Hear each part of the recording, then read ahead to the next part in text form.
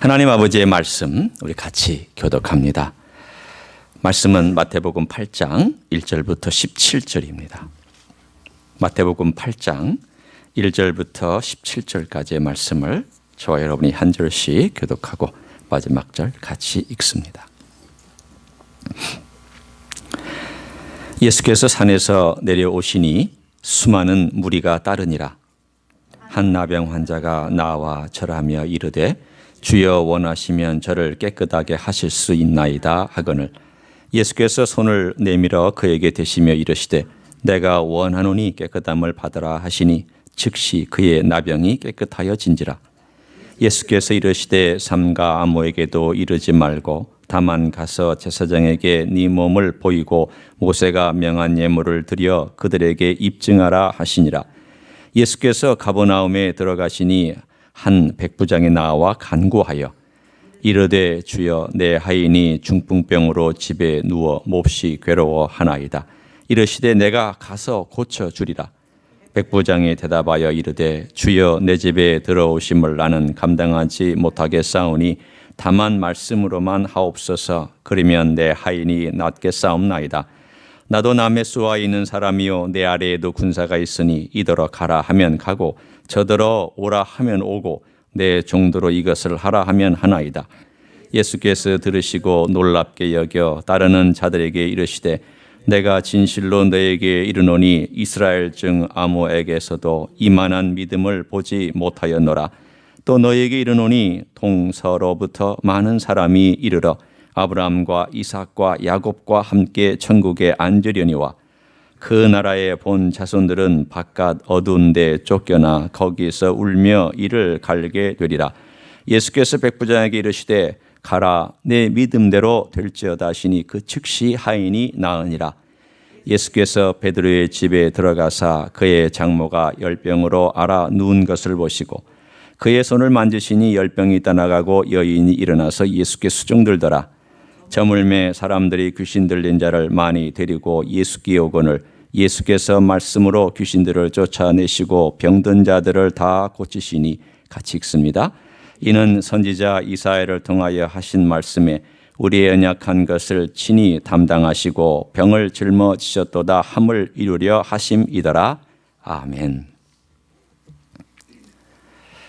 한국에서 목회할 때 친하게 지낸 한 집사님이 있습니다. 나이도 거의 똑같고요. 이분이 서울대를 나와서 여기 산타바바라, UC 산타바바라에서 석사를 하고 박사를 하고 돌아와서 홍대 교수를 하는 그런 분이었습니다. 이분이 제가 이제 한국에 가서 얼마 안 된 그 전후에 유학을 했죠. 오자마자 이제 운전면허를 따고 그 다음에 부인을 태우고 운전을 하고 가는데 아니나 다를까 뒤에서 웬 삐뽀삐뽀 하는 경찰이 따라와 가지고 너무 정신이 없은 나머지 이제 차를 세우라고 그러니까 차를 옆에 그 갓길에 그 숄더에 세웠습니다. 이제 뭐 미국 경찰을 여러분 한번 당해보시면 알지만 등치가 이만한 경찰이 선글라스 딱 끼고 저벅저벅 걸어오면 총 차고 걸어오면 겁나잖아요. 미군 지 얼마 안 돼가지고 겨우 운전을 배운 이 형제가 너무 겁을 먹고 얼굴이 하얘져가지고 이제 창문을 열으라고 그러니까 창문을 열었어요. 그리고 막 이제 뭐라고 한 몇 마디 했는데 경찰이 뻥 터지고 웃더니 그냥 가라고. 그래서 그냥 갔다는 거예요. 자기가 무슨 말을 했는지를 모르는데 나중에 옆에 있는 부인이 그렇게 놀려댔습니다. 당신 참 서울대 나온 거 맞아? 뭐라고 그랬냐면 I'm not English, I'm not English. 영어로 도저히 문법이 말이 안 되는 영어를 한 거예요. I'm not English, I'm not English. 아마 마음으로는 I do not speak any English를 하고 싶었겠죠. 나 영어 잘 못한다. 그런데 그냥 당황하니까 그냥 그렇게 말을 했더니 그 경찰에게 보내줬다고 하면서 우리가 그 친구의 별명을 I'm not English man이라고 그렇게 불러줬던 적이 있습니다. 너 서울대 제대로 나온 거 맞냐? 너 영어 제대로 공부한 거 맞냐? 우리가 늘 그 친구를 만날 때마다 놀려대곤 했던 그런 적이 있습니다. 미국 경찰 잡혀보신 적이 있으세요? 네, 있죠. 저도 몇 번 있어요. 잡히면은요, 쫄아요. 한국 경찰은 안 쫄아요. 한국 경찰은 왜소하고 비리비리하고 꼭 아들 같은 그냥 그런 친구가 와가지고 뭐라고 하면 좀 낮은 거 떼주세요. 점수 없는 걸로 좀 떼주세요. 그러면 아저씨 그냥 그러면 파킹 티켓 같은 걸로 하나 떼어드릴게요. 10,000원짜리 하나 떼어드릴게요. 이렇게 서로 타협이 가능합니다. 여기는 그렇게 했다가는 물론 옛날에는 뭐 그렇게 하신 분도 없지 않아 있다고는 들었습니다만 큰일 나죠. 잘못하면 큰일 납니다. 권위라는 게 굉장합니다. 이 사회를 유지하는 데의 그 authority, 권위라고 하는 것이 만약에 이 사회에 사라져버리면 미국 엉망진창됩니다. 그래서 그런지 권위가 굉장히 중요하고 질서가 굉장히 중요한 이 사회에 살아갑니다. 우리는 미국이란 사회에 와서 권위를 다시 한번 생각해 볼 기회를 갖게 됐어요. 이 사회가 자유로운 사회 같죠? 자유로운 민주주의 사회일수록 권위가 중요합니다. 대한민국 민주주의 사회 같죠? 자유로운 사회 같죠? 권위가 너무 없어서 엉망진창입니다. 좋은 권위는 존중받아야 되고 정당한 권위는 인정받아야 됩니다. 여러분 그렇지 않아요? 아버지가 아들과 딸에게 권위가 없으면 그것만큼 슬픈 아버지가 없고요. 어머니가 아들과 딸에게 권위를 인정받지 못하면 그것만큼 슬픈 어머니는 없을 거예요. 제가 친하다 안 친하다를 얘기하는 건 아니죠. 그걸 다 포함한 이 권위의 소중함. 그런데 이 권위에 대하여 제일 민감한 조직과 사회를 한번 들으라고 한다면 여러분 머릿속에 이런 생각을 하실 거예요. 군대. 그렇죠? 군대는 이 권위에 살고 권위에 죽습니다. 오늘도 백부장 얘기가 나오지만 좀 이따 우리가 나눌 거예요. 경찰. 권위에 죽고 권위에 살죠. 여러분 여기만 그런 줄 아세요? 아닙니다. 교수의 세계도요. 이 권위가 엄청납니다. 의사의 세계요. 한국에서는요. 의사의 이 위계 질서라고 하는 것은요. 하나님급입니다. 내가 내 선배에게 잘못 보이면요. 그 사람 앞길 완전히 망쳐집니다. 네, 여기는 잘 모르겠어요. 그만큼 이 권위라는 것들이 사회 요소에서 자리 잡고 있는 이러한 현상을 우리는 알고 있습니다. 그러나 권위에 대해서 제일 민감한 세계가 어딘 줄 아십니까? 영적인 세계예요. 영적인 세계만큼 권위에 민감한 세계가 없어요. 예수님의 권위를 제일 먼저 알아본 존재들이 누굴까요? 귀신들이에요. 여러분, 예수님의 권위를 사람들은 몰랐어요. 하나님의 아들인지도 몰랐어요. 빛으로 오셨지만 어둠 속에 왔는데 요한복음 1장에 보면은 어둠이 빛을 몰랐다고 되어 있어요. 그러나 빛이 왔을 때 그 하나님의 아들이라는 것을 즉각 알아본 존재들은 권위자이신 예수 그리스도를 알아봤던 귀신들이에요. 오늘 저는 이 권위에 대해서 얘기를 하려고 해요. 어떤 권위냐? 이 권위가 왜 필요했느냐?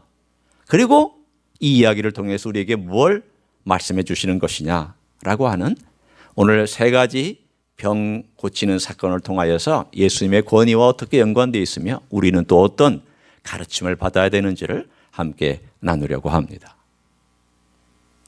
산상수훈이 끝나자마자 5장, 6장, 7장이 끝나자마자 산에서 가르치신 주님께서 거리로 내려오셨습니다. 그렇게 나와 있죠? 8장 1절에 예수께서 산에서 내려오시니 수많은 무리가 따르니라. 그러니까 뭐 어디로 내려오셨겠어요? 산에서 내려오셔서 인간의 사는 마을로 내려오셨겠죠. 사람들이 걷는 거리로 내려오셨겠죠. 그런데 첫 번째 만난 주자가 누구예요? 첫 번째 만난 타자가 누구예요? 나병 환자예요. 과거의 성경에는 문둥병이라고 되어 있는 나병 환자예요. 레프로시, 나병. 지금은 나병을 많이 치료하지만 옛날에는요 불치병이었습니다. 이것은 아픔을 모르죠. 전혀 통증을 느끼지 못하기 때문에 균이 들어와서 썩는지 피가 나는지 모릅니다. 어제도 제가 집에서 밥을 이렇게 씹어 먹다가 뭘 먹다가 말을 하는 바람에 제 살을 씹은 적이 있어요. 안 해요. 아프죠. 완전히 생살을 씹으면. 여러분도 가끔 그럴 때 있잖아요. 그렇죠? 뭔가 이렇게 안 맞을 때 자기 이 안에 있는 걸 씹어버리잖아요. 그러면 그냥 아파가지고 끙끙대죠. 여러분, 나병 환자는 자기가 자기 살을 씹어도 아픈지는 모르기 때문에 그냥 살을 씹어버려요. 그러면 상처 나면 여기에 균이 들어가고, 이 균이 들어가면 나병균이 문제가 아니라 다른 균들이 침투해서 그 사람을 이걸 썩게 하고 곪게 하고 문제를 삼는 그러한 게 나병이에요. 무서운 병이죠. 팔에 뭐가 찔렀는데도 아프지도 않아요. 몰라요. 하루가 지났는데도 몰라.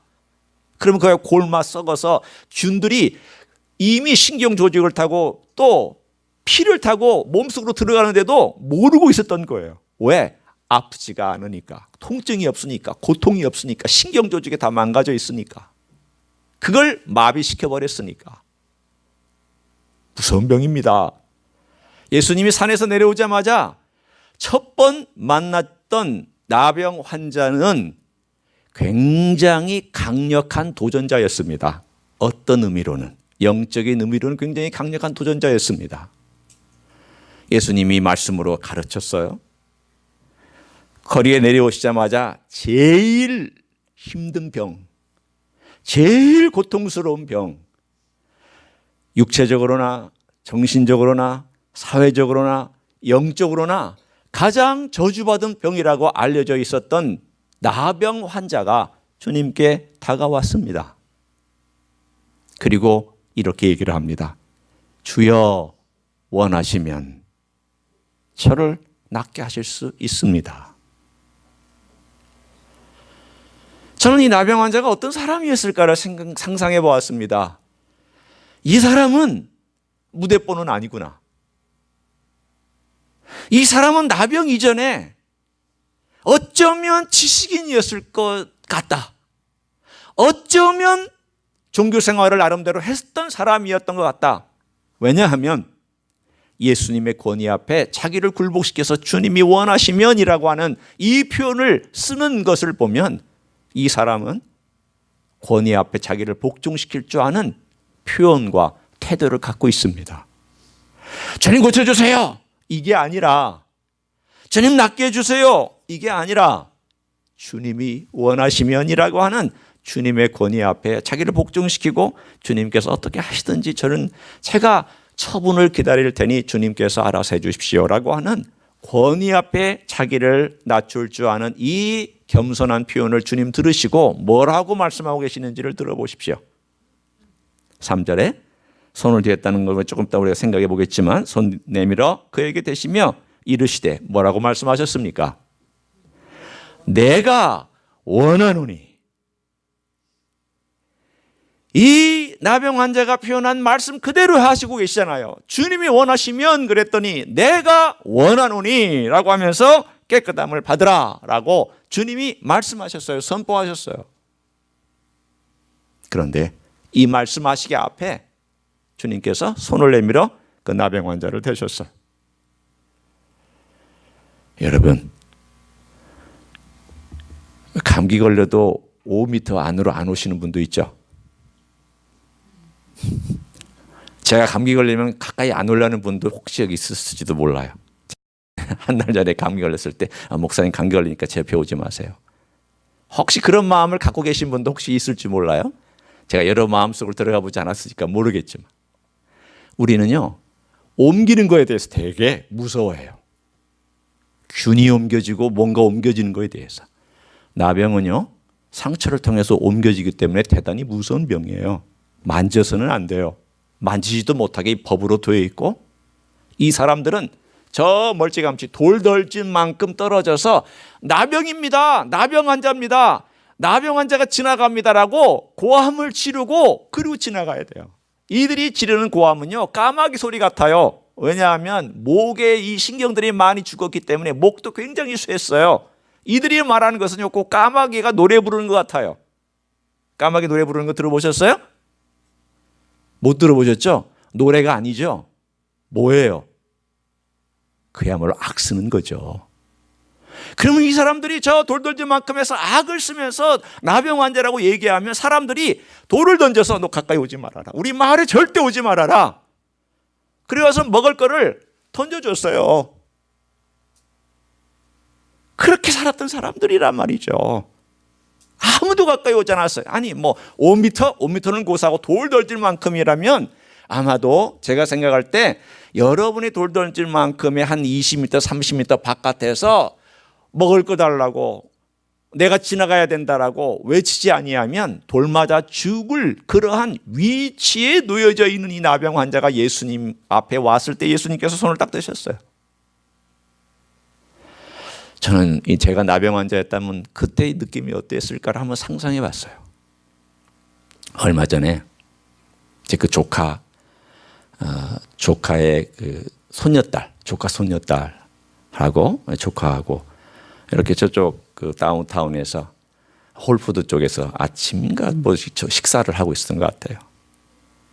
근데 바깥에 노숙자들이 가끔 왔다 갔다 하거든요. 거기서 쓰레기통 뒤지고 거기에서 음료수병 같은 걸 이렇게 찾아가지고 그걸로 좀 바꿔서 자기 용돈으로 쓰려고 그러는지 그런 사람들이 왔다 갔다 해요. 그러니까 이 사람들이 못 들어오게 또 시큐리티도 있고요. 그런데 아침에 이렇게 창문으로 바깥에 보면 그런 사람들이 보이거든요. 보이니까 저기 이제 노숙자가 이렇게 쓰레기통을 뒤지고 있으니까 이 꼬마 아이가 초등학교 한 2학년, 3학년 된 꼬마 아이가 음식을 좀 갖다 주면 좋겠다고, 뭘 좀 갖다 주면 좋겠다. 그러니까 엄마 아빠가 그래 갖다 줘라. 그래서 이제 자기들이 먹고 있는 것 중에 그 갖다 줄 수 있는 것, 그리고 줘도 아무 문제가 없는 그런 것들을 이렇게 손으로 가지고 가서 이걸 줬더니 이 사람이 그것을 받았어요. 받았는데 그 다음 동작이 이 엄마 아빠를 깜짝 놀라게 했어요. 허그를 하려고 하는 거예요. 나 좀 안아줄 수 있겠느냐. 이 아이는 놀라지도 않고 엄마 아빠를 이렇게 봤어요. 이게 창문을 사이로 두고 바깥에 이 아이가 있고 노숙자가 있고 엄마 아빠는 여기 이렇게 마주보고 바라보고 있는 거예요. 창문으로. 고개를 끄덕끄덕 했더니 이 아이가 가서 이 노숙자를 꽉 하고 껴안아줬어요. 그랬더니 노숙자가 너무 감격을 하더라는 거예요.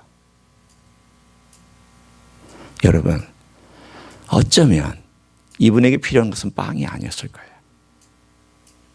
이분에게 필요한 것은 따뜻한 가슴이 필요했을 거예요. 아무도 나의 손 좀 안 잡아주고 아무도 내게 와서 허그를 안 해주는 이 차가운 세상에서 이 꼬맹이가 내가 안아달라고 하니까 꼭 안아주는 이 감동이 얼마나 이 노숙자의 평생 동안 가슴에 따뜻한 가슴으로 남아있을까. 내가 버림받은 존재는 아니구나. 나를 안아주는 존재도 이 세상에 한 명쯤은 있구나. 여러분, 이 나병 환자는 노숙자보다 더한 사람입니다. 30m, 40m 바깥에서 인간 냄새를 맡아본 적이 없습니다. 나병 환자들끼리도 만지지 않습니다. 자기들끼리 몇 끼리끼리 몰려다니긴 하더라도 만지지도 않습니다. 냄새 납니다. 고름 냄새 납니다. 썩은 냄새 납니다. 살이 썩은 냄새 납니다. 이런 사람에게 손을 댔다고 할 때 이 환자가, 나병 환자가 어떤 느낌을 받았을까? 아마 가슴이 뛰고, 아니 나에게 손을 대는 사람이 있다니, 나에게 손을 대는 존재가 있다니, 이게 말이 되느냐고. 이미 이 사람은 예수님께서 말씀하기 전에 가슴이 갑자기 벌렁벌렁하면서 자기의 몸에 손을 대신 예수 그리스도로 인해서 자기가 놀랬을 거예요. 예수님이 놀란 게 아니라 이 나병 환자가 놀래가지고 몸이 움찔했을 거예요. 그 따뜻한 마음을 받은 거죠. 그래서 예수님께서 말씀하셨어요. 내가 원하노니 깨끗함을 받으라. 그랬더니 이 나병 환자가 즉시 나았다고 오늘 본문에 기록되어 있습니다. 오늘 이 사건은 뭘 얘기하고 있을까요? 지금 이 나와 있는 줄들이 나와 있는 이 사건들이 공통 분모가 있어요. 이 나병 환자를 만나신 예수님께서 손을 대시고 말씀하신 것은 사실은 산상수훈 이후에 즉시 첫 번째 사건으로 등장한 내용입니다. 뭘까? 이것은 주님의 말씀은 단지 영적인 기준 또는 교훈, 가르침에서 머무는 것이 아니라 그분의 말씀은 실제 거리의 삶 속에서 이루어지고 현실에서 나타나고 그리고 증명되는 말씀이라는 거예요. 그분이 말씀하시면 된다라는 거예요. 이루어진다라는 거예요. 그분의 권위예요. 말씀의 권위를 얘기하고 있잖아요. 이런 말씀의 권위를 가진 자가 문둥병자를 만난들, 나병 환자를 만난들, 누구를 만난들 주님의 그 말씀의 권위가 이루어지지 않을 일이 어디 있느냐고 그 첫 번째 이야기를 우리에게 전해주고 있습니다. 그것도 따뜻한 권위예요. 왜 따뜻한 권위냐면 아무도 손대지 아니하는 그 나병 환자에게 손을 대신 주님의 손은 따뜻한 손이었어요. 따뜻한 손. 주님이 오신 목적이 그거 아니에요? 주님이 이 땅에 우리를 심판하러 오시지 않았잖아요. 우리를 구원하시기 오셨잖아요. 우리를 만져주시고 따뜻하게 해주시기 위해서 오셨잖아요. 이 따뜻한 권위라는 것은요, 사실은 좀 잘 형성이 안 되는 말이에요. 권위가 있는데 따뜻하다. 경찰관이 굉장히 위험 있게 따박따박 걸어왔는데 갑자기 웃으면서 가라. 상상이 안 되죠. 이 권위를 가진 경찰관이 따박따박 걸어고 총 탁 차고 와서 어깨를 탁 펴고 신분증 달라고, 드라이브 라이센스 딱 달라고 그럴 때 여러분은 쫄고 이제 내가 뭘 받을까? 그랬더니 조사를 한 다음에 웃으면서 조용히 물론 법을 어긴 것 같지만 내가 쭉 보니까 초범인 것 같고 그리고 선량한 시민 같으니 당신 가셔도 괜찮다고 손 딱 내밀고 악수 척척척척 하고 조심하라고. 만약에 경찰이 그렇게 했다면 야, 이 권위자지만 굉장히 마음이 따뜻하네 그렇게 얘기할 거 아니에요? 여러분 생각해 보세요. 이 8장 첫 번째 사건은 그것을 우리들에게 얘기해 주고 있어요. 주님은 말씀대로 이루어지는 하늘의 권위를 가진 분이지만 그러나 그분의 권위는 딱딱한 권위가 아니라 따뜻하고 부드러운 권위로 사람들 곁에 와 있다는 거죠. 두 번째 사건으로 들어갑니다. 한 백부장이 주님 곁에 왔습니다. 가버나움이라는 곳에 드디어 도시로 들어갔습니다. 이 백부장은 로마 사람입니다. 100명을 거느리는 로마의 핵심 군인입니다. 이 당시에는 로마 사람들 중에 특별히 로마에 살고 있는 사람들이 백부장일 가능성이 높았습니다. 후대에는 다른 지역에서 온 사람들도 백부장을 시켰지만 예수님 시대만큼의 백부장은 로마의 엘리트고 당신이 출세하고 싶거든 백부장을 먼저 거쳐가라고 하는 정도의 이 출세 코스요. 엘리트 코스입니다. 당신이 여기서 리더십을 발휘해야 되고 당신이 여기서 충성심을 발휘해야 되고 당신이 여기서 조직력을 발휘해야 되고 당신이 여기서 얼마나 용감한지를 발휘해야 되는 가장 중요한 핵심되는 요직이 어디냐? 백부장입니다. 센츄리언. 이 100명을 거스리는 이 백부장이 주님을 찾아왔습니다. 자기 때문 아닙니다. 하인 때문입니다. 이 하인은 아마도 유대인 하인이었을 겁니다. 남자인지 여자인지 나오고 있지 않습니다. 백부장이기 때문에 군대에 종사하고 유대 지방, 갈릴리 지방을 다스리는 사람이기 때문에 바빴을 것이에요. 이 사람의 뒷바라 해주는 밥 해주는 사람일 수도 있고 빨래 해주는 사람일 수도 있고 때로는 이 사람이 가정에 필요한 것들을 해주는 그러한 아마도 다양한 일들을 해주는 사람이었을 것입니다. 제가 생각할 때는 이 사람은 여인일 가능성도 높습니다. 아마도 유대인 여자 중에 자기 남편이 없기 때문에 자기가 먹고 살기 위해서 일을 해야 되는 이 한 여인일 가능성도 높습니다. 빨래해주고 밥해주고 그리고 집안 정돈해주고 하는 그러한 직업을 가진 나이 좀 든 여인이 30대 백부장 이 사람을 도와서 살고 있었는데 이 사람이 병에 걸렸는데 중풍병에 걸렸습니다. 온몸을 다 쓰지 못하고 눕게 되었습니다.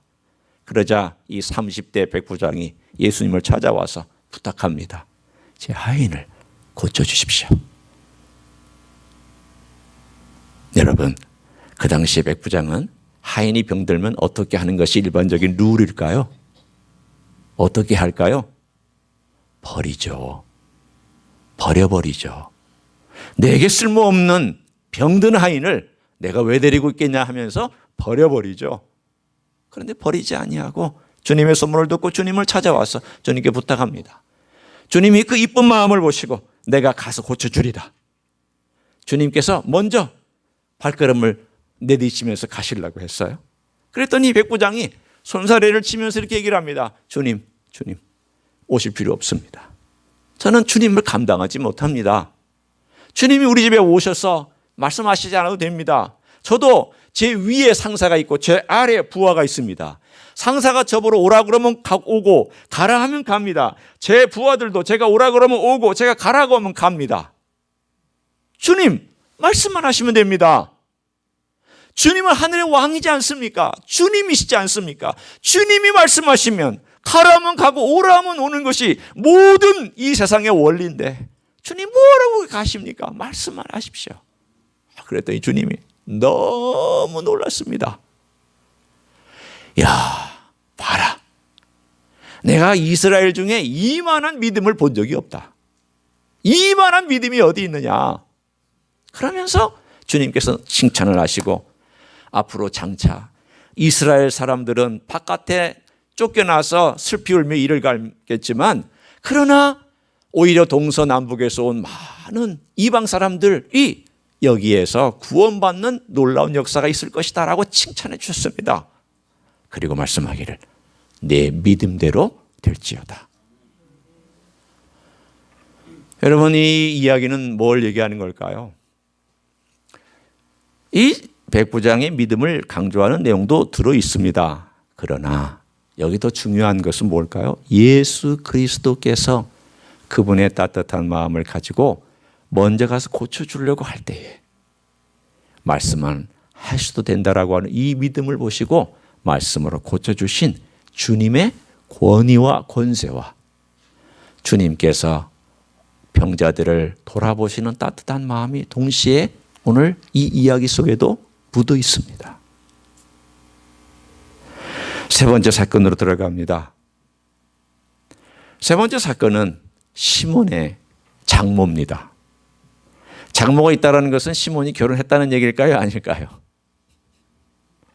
이 문제 모르시면 여러분 심각합니다. 이거 대답 못하시면 굉장히 심각한 문제 있습니다. 졸고 계시거나 아니면 뭔가 정말 깊은 상담이 필요한 분입니다. 결혼했습니까? 안 했습니까? 했죠. 그러니까 장모님이 있죠. 장모님이 시몬의 집에서 열심히 사실은 일하려고 왔다가 열병에 걸린 것 같아요. 잘 보세요. 그러잖아요. 장모가 열병으로 알아 누웠잖아요. 누구의 집에 있는데? 시몬의 집이에요. 장모가 시몬의 집에 있는 건 안 맞잖아요. 그 당시에 보통 장모를 모시고 사는 경우는 그렇게 없으니까 장모는 장모고 또 시몬은 시몬이죠. 근데 와서 뭔가 예수님을 도우려고 열심히 일을 하다가 열병에 걸린 거예요. 열심히 제자들, 지금 이 제자들이 수많은 사람들이 지금 주님 따랐어요. 여러분 12명만 있으리라고 생각하지 마세요. 예수님을 따르는 제자들이 굉장히 많았어요. 이 수많은 사람들이 문에 디딜 틈도 없이 들어오는데 이 사람들을 대접하기 위해서 어쩌면 정신이 없이 왔다 갔다 하다가 갑자기 턱하니 열병이 들어버렸어요. 어떤 병인지는 몰라요. 열이 40도 가까이 올라가는 막 지끈지끈하고 금방 머리가 깨지고 하는 그런 열병이 걸린 이 시몬의 장모 곁에 가서 주님께서 말씀하셨습니까? 안 하셨습니까? 뭘 하셨습니까? 손만 잡아주셨어요. 그랬더니 열병이 떠나고 어떻게 됐어요?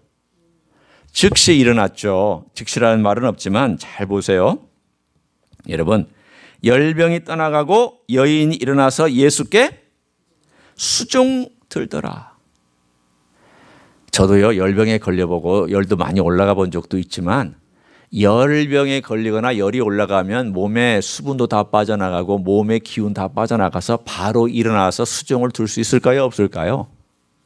없습니다. 기적이 2번 일어난 거예요. 병이 떠났을 뿐만이 아니라 몸이 완전히 회복되는 역사가 이 시몬의 장모에게 일어났습니다. 세 번째 사건은 예수님께서 침묵하신 가운데 말씀하시지 않고 이 여인의 손만 잡았을 뿐인데도 불구하고 이 여인이 병이 낫는 역사가 일어났습니다. 그리고 주님께서 다양한 병자들을 고치시고 귀신들을 내어 쫓았다고 그 다음 절에 나오고 오늘 17절에 오늘 본문의 이사야서 53장 4절을 인용하는 본문이 등장합니다. 자, 이 세 가지 사건을 한번 정리해 봅니다. 첫 번째 나병 환자를 만난 사건, 두 번째 백부장을 만난 사건, 세 번째 시몬의 장모를 고쳐주신 사건, 이 모든 사건들의 공통 분모는 말씀하시고 혹은 만져주시고 이들의 병을 고쳐주신 거예요. 말씀하신 대로 이루어졌고 그리고 만져주신 대로 이루어졌어요. 한마디 말씀으로 이루어졌고 한 행동으로 고쳐졌습니다. 그런데 왜 17절에 와서 이 인용을 하셨냐 말이죠. 우리 한번 17절을 같이 한번 읽어봅니다. 이거하고 주님이 앞에 행하신 거하고 무슨 상관이 있는지를 한번 보십시오. 17절 같이 한번 읽습니다. 시작. 이는 선지자 이사야를 통하여 하신 말씀에 우리의 연약한 것을 친히 담당하시고 병을 짊어지셨도다 함을 이루려 하심이더라. 아멘. 이사야서 53장 4절인데 예수님께서 병 짊어지셨어요? 대답을 좀 저에게 또박또박 해주세요. 병 짊어지셨어요? 우리 연약한 것 친히 담당하셨어요? 맞아요? 주님이 고쳐주셨지 짊어지셨어요? 아, 짊어지는 안타까움을 가지고. 야, 참 해석 잘하시네요. 네, 짊어지시진 않았어요. 짊어졌다는 건 내 몸으로 직접 가져가는 거죠. 죄를 짊어졌다는 건 내 몸으로 직접 짊어진 거지 마음으로만 죄를 짊어졌다. 그러면 십자가에서도 마음으로만 우리가 죄를 짊어졌어요? 아니죠. 그게 원리가 맞다면 병도 마찬가지예요. 오늘 여기서 말씀하신 이 내용은 그러면 뭘 의미하는 걸까요? 짊어졌다면 진짜 짊어져야 되는 거죠. 우리 죄를 짊어지셨으면 십자가에서 진짜 짊어졌기 때문에 우리 죄가 용서받은 거지 마음으로만 용서했으면 그거 아니에요. 그거 아니죠. 그러면 주님이 십자가에서 죽으실 필요가 없어요. 마음으로 용서하시면 그냥 용서한다 말씀만 하시면 되지 왜 십자가에서 죽으셨냐 말이에요. 진짜 짊어졌기 때문에 죽으신 거고 진짜 피를 흘렸기 때문에 그 문제가 해결된 거잖아요. 오늘 이 사건은 그림자예요. 섀도우예요. 앞으로 일어날 사건에 대하여 미리 얘기해 주는 그림자예요. 여러분, 그림자는 본체를 설명을 희미하게 해주지만 완벽하게 해주지는 않아요. 아까 전도사님 말씀한 내용도 일부 들어있지만 자, 제가 여기 한번 이제 첫 번째 우리가 이제까지 요약했던 내용과 이 본문이 어떻게 연결되는지를 제가 설명을 하려고 합니다. 첫 번째 이 세 가지 사건의 요약은 예수의 말씀은 권위가 있어요. 그대로 이루어져요.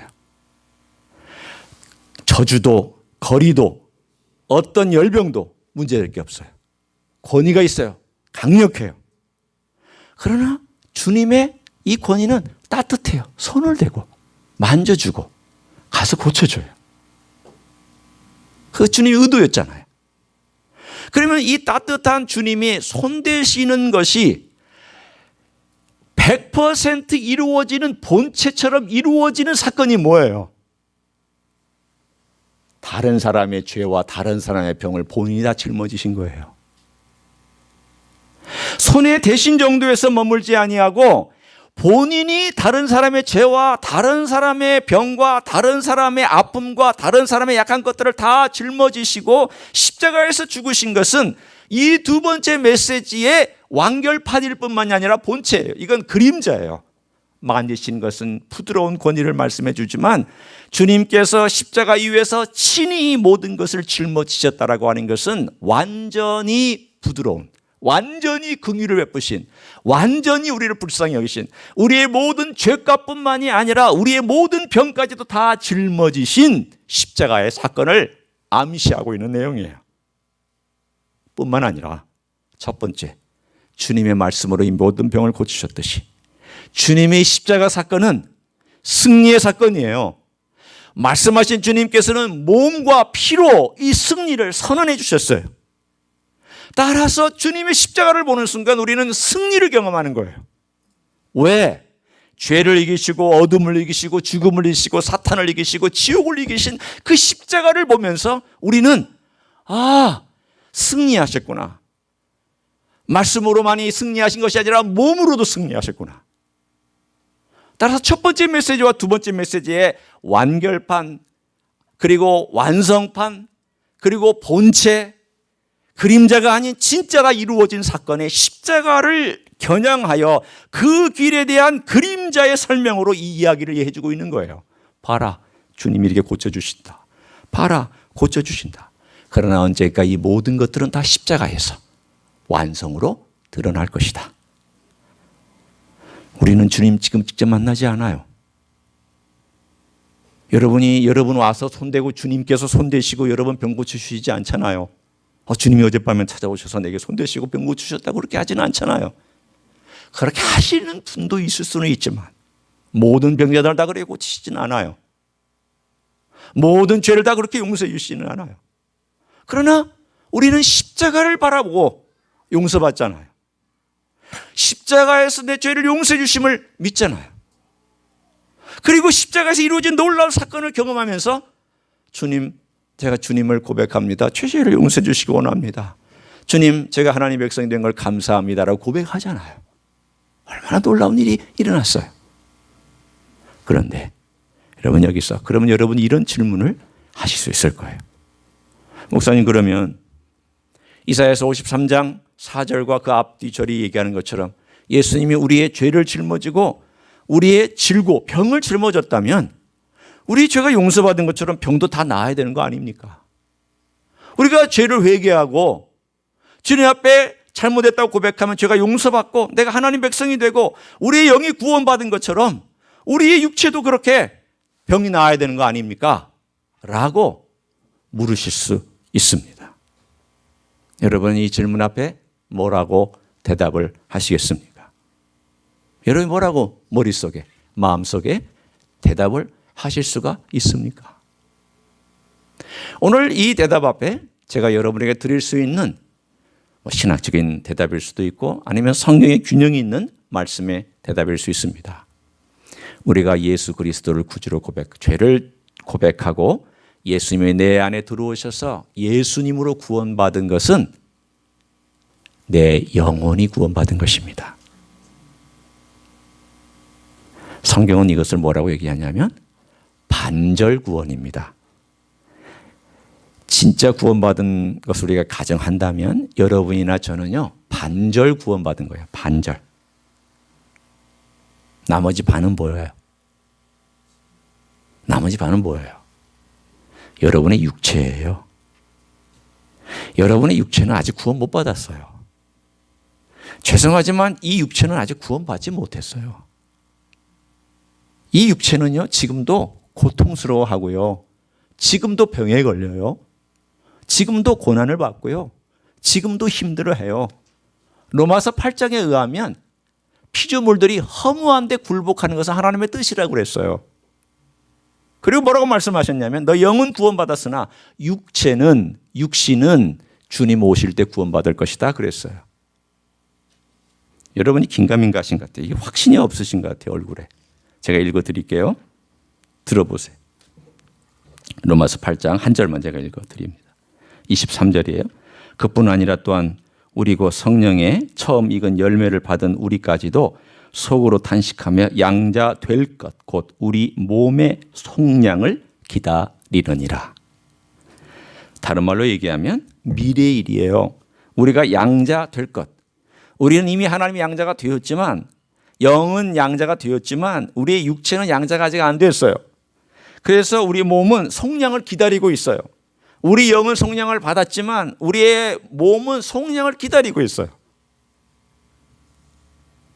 그래서 병에 대하여 하나님께서 낫게 해주시기도 하고 낫지 않게 해주시기도 해요.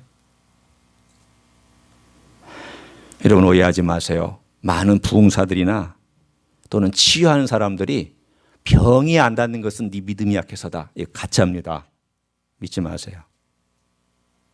병이 안 낫는 것은 믿음이 약해서일 가능성도 있죠. 기도도 안 하고 주님 병에 대한 감사나 어떤 정말 간절함이 없어서 기도도 안 해서 그럴 수도 있어요. 그러나 열심히 기도해도 안 나올 수 있어요. 낫기도 하고. 왜 그럴까요? 이 세상은 여전히 병에 의해서 우리는 고통당하기도 하고 아픈 일도 일어나고 사고도 일어나요. 예수 믿는다고 사고 안 당하는 거 아니에요. 당할 수도 있어요. 그러나 하나님께서 이 모든 것을 합력하여 선을 이루어 가신다라고 하는 믿음을 가지고 우리가 하나님의 권세 앞에 굴복하고 복종하는 것, 이것이 진짜 신앙인이죠. 제가 한 형제 얘기를 해드리고 오늘의 말씀을 마칩니다. 이 형제는 인혜석 집사, 인혜석 형제. 지금 살아있으면 한 40 한 중후반쯤 되었겠네요. 이 형제가 저희 교회에 왔을 때 위암 수술을 받았어요. 저하고 좀 비슷하게 암을 앓았던 형제예요. 저는 간 쪽에 암이 있었고 그 형제는 위에 암이 있었어요. 그러니까 위에 암이 있기 때문에 이제 수술을 받았는데 수술의 그 모든 과정이 잘 되었어요. 잘라냈지만 대부분을 잘라냈지만 건강하게 회복해서 정상적인 생활하고 돈도 벌고 또 결혼하고 있는 그런 상황 속에서 암 치료를 다 받은 다음에 항암 다 끝난 다음에 자식을 낳았어요. 딸을 하나 낳았거든요. 아주 이쁜 딸. 자기하고 똑 닮은 아주 똑똑한 딸을. 이 형제가 한국에는 IBM에서 일을 했었으니까 아주 똑똑한 그런 딸을 낳아서 기르고 있었어요. 그런데 이 형제가 몇 년 후에 이 재발이 됐어요. 재발이 되니까 다시 또 연대 세브란스 병원에 입원해서 화학치료, 키모라고 얘기하는 화학치료를 받기 위해서 들락날락거렸습니다. 그런데 그 즈음에 저희 교회에 한 자매가 등록을 했어요. 이 자매는 어떤 자매냐면 뇌종양, 그것도 암이죠. 뇌암으로 수술을 받고 그리고 나았는데 회복이 됐는데 그래서 직장도 다니고 건강을 회복했는데 너무 삶이 힘드니까 예수님을 좀 믿어볼까 해서 우리 교회를 왔던 그런 자매예요. 가정을 이제 등록을 해서 그 가정을 신방을 했더니 초등학교 1학년 남자 하나하고 5살짜리 남자 하나하고 두 남매가 아니고 형제가 있었어요. 그리고 시어머니 모시고 있었고 남편이 있어요. 나중에 안 거지만 그 남편은 참 흔히 말하는 한국 사람의 정말 멋대가리 없는 남편. 정도 없고 사랑도 없고 자기 부인이 아픈데도 자기 하고 싶은 거 다 하는 그런 정말 멋대가리 없는 그런 남편이었어요. 참 불쌍한 여인이죠. 참 마음이 안 됐어요. 외롭고 남편에게 사랑도 못 받고 자식은 아들들만 있고 시어머니 모시고 있고 본인은 뇌종양에 걸려서 첫 번째 수술을 받았고 회복이 됐지만 마음이 너무 외로워서 주님이라도 좀 붙들면 내가 인생을 살 수 있을까 해서 교회를 찾아왔다. 그런데 이 형제가 재발했을 즈음에 이 자매도 재발을 됐어요. 아마 여러분은 목사님 교회는 수건 병든 사람이 이렇게 많았냐고 물으시겠지만 사람이 많다 보면 병든 사람도 많게 마련이에요. 재발이 됐어요. 같은 세브란스 병원에 있었거든요. 병동이 달랐죠. 그런데 이 자매가 입원해서 치료를 받고 있는 동안에 이 형제가 화학 치료를 받는 동안 힘들어요. 화학 치료를 받으면요, 막 구토가 나오고 모래 씹는 것 같고, 그 받는 기간 동안에 얼마나 몸이 다운되고 힘든지, 이건 거의 뭐 어떤 분들은 너무 감당하기 힘들어서 차라리 죽었으면 좋겠다고 이렇게 얘기하는 게 키모예요. 자기도 지금 죽겠는데. 받는 동안에 기운이 조금 올라오면 그 병상을 간신히 걸어서 그 자매가 있는 병동까지 가서 그 자매에게 위로의 메시지를 전해주는 거예요. 자매님, 힘내세요. 예수님 꼭 붙드세요. 예수님 당 자매님을 사랑하세요. 외로운 인생길 주님 외에는 누가 있겠어요? 저는 잘 몰랐어요. 그런데 어느 날 이 형제가 저에게 전화가 온 거예요. 목사님, 아무래도 이 자매에게 세례를 베풀어야 될 것 같은데 목사님 좀 해주셔야 될 것 같다고. 그래서 왜 그러세요? 저도 이제 신방을 갔지만 오래 가지 못할 건 알지만 제일 잘하는 것은 그 왔다 갔다 하는 그 형제잖아요. 세브란스 병원 안에서. 그래서 부랴부랴 준비를 해가지고 세례 베풀 수 있는 그 가지고 목사 한 사람 데리고 권사님 데리고 갔어요. 이 자매가 정신이 왔다 갔다 하는데 의식이 있는 동안에 이 자매의 믿음의 고백을 듣고 세례를 베풀었어요. 이 형제도 그 곁에서 다 지켜봤어요. 믿음 고백하고. 그래서 얼마 안 있어서 이 자매는 혼수 상태에 들어갔다가 몇 시간 후에 주님의 부름을 받고 세상을 떠났어요. 이 과정을 곁에서 지켜본 이 형제가 보통 사람 같으면 우울하죠. 내 미래가 저렇게 되지 않을까. 나도 그렇지 않을까. 아니에요. 그렇지 않았어요. 이 자매에게 자기가 줄 수 있는 복음과 사랑이 있었다는 것 때문에 이 형제는 정말 기뻐했어요. 목사님 너무 기뻐요. 이 자매가 죽기 전에 세례받고 주님을 만날 수 있게 돼서 너무 기뻐요.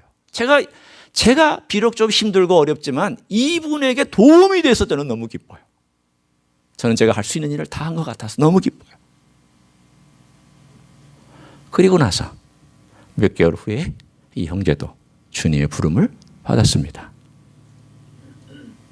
이 형제가 치료받다가 더 이상 안 돼서 집에 이제 태어난 다음 어느 날 밤이 됐는데 그날따라 너무 마음이 힘들고 외로워서 여보, 오늘은 나하고 좀 같이 이 리빙룸에서 자리 깔고 자자. 안방에도 잘 수도 있지만. 어머니를 모시고 있었고요. 딸, 4살, 5살 된 딸이 있었고 부인이 있었는데 그래서 이제 자리를 펴고 어머니는 어머니 방에서 주무시고 세 식구가 딸을 가운데 놓고 엄마 여기 자고 아빠 이렇게 자고 그날따라 외로워서 이렇게 좀 자자고 이 딸이 사실은 할머니하고 자고 있었는데 그래서 그 새벽에 주님의 부르심을 받고 이 세상을 떠났어요. 목회하면서 제 마음에 제일 어려운 그런 일들이 그런 거예요. 왜 하나님 일할 만한 사람들을 데려가세요? 하나님께 헌신될 만한 참으로 창창하게 30대 후반 이제 인생도 알고 자식도 키우고 뭐 나름대로 제가 생각하는 머리도 똑똑하고 신앙적인 경험도 있고 인생의 주변의 사람들을 사랑할 줄도 알고 이런 사람이 있어야지 되지 않아요. 왜 하나님 그런 사람을 가장 멋진 30대 후반에 데려가세요? 그 자매에 대해서도 하나님 이제 겨우 예수님을 알아가고 이제 예수님 붙들고 살아가려고 하는 그 30대 후반에 그 애들 둘만 남겨놓고 있는 아들 둘을 이거 어떡하라고 하나님 데려가세요. 여러분 우리 이 세상에서는요 병에 대한 관한은 병은 우리 주권 아래 있지 않아요. 하나님의 주권 아래 있어요. 저는 지금까지 살아있어요. 저는 지금까지 살아있잖아요. 건강하게. 그러나 제가 위해서 기도하고 제가 그렇게 기도했던 사람들 우리 성도들 열심히 기도했던 그 당시에 그분들을 위해서 열심히 기도했던 그 기도 하나님이 안 들어주시고 그 사람도 또 데려가셨어요. 이 세상은요, 허무한 세상입니다. 이 세상은 이별의 세상입니다. 이 세상은 여전히 우리 육체는 구원받지 못해서 갈등하고 있는 세상이에요. 우리가 기도하면 주님께서 우리의 몸을 낫게 하시고 건강해 주시는 것 저는 믿어요. 제가 경험했으니까. 또 그걸 위해서는 기도하고 그렇게 살아요. 그러나 혹시 그렇게 하지 않는다 할지라도 저는 또한 주님께서 그 이후에 주님 뭘 원하실까를 생각하면서 그걸 받아들여요. 받아들이기 쉽지는 않지만 받아들이려고 해요. 그러나 저는 이 형제가 보여준 마음의 자세 속에서 귀한 걸 깨달았어요. 뭔지 아세요? 여러분, 그 형제에게 낫는 게 소망이었죠. 우리가 같이 기도했고 이 형제도 정말 살기를 원했어요. 뭐 때문이냐면 자기 자식 때문이라도 살기를 원했어요. 5살밖에 안 된 딸을 위해서라도 자기가 살기를 그렇게 원했어요. 정말 목숨에 대한 애착이 있었어요. 그런데도